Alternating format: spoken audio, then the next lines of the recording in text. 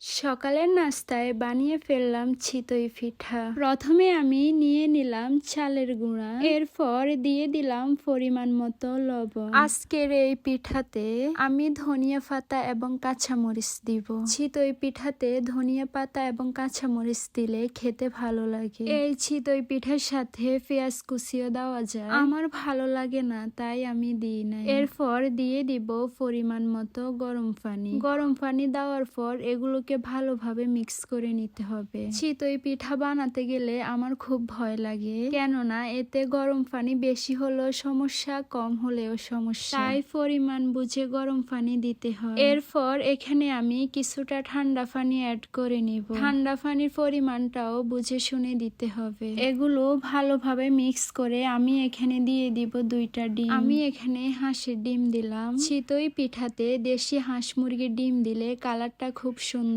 আসে। ডিম দিয়ে এগুলোকে ভালোভাবে মিক্স করে নিব। এগুলো যত বেশি মিক্স হবে পিঠা তত বেশি সুন্দর হবে।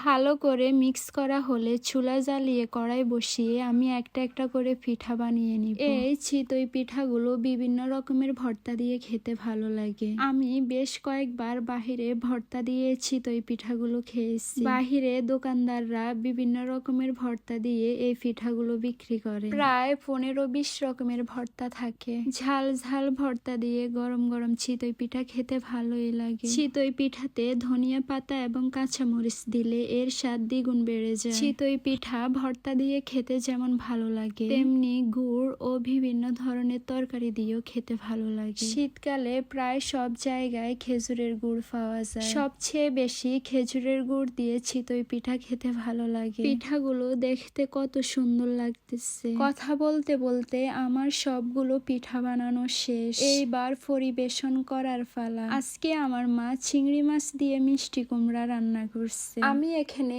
নিয়ে নিলাম 2 চামচ মিষ্টি কুমড়া। এরপর সাথে নিয়ে নিলাম একটু ডিম ভাজা। ডিম ভাজা দিয়েও চিতই পিঠা খেতে ভালো লাগে। প্লেট সাজিয়ে খাবার খেতে আমার ভালো লাগে, তাই আমি এগুলো প্লেটে সাজিয়ে নিলাম। কথা বলতে বলতে আমার প্লেট সাজানো শেষ।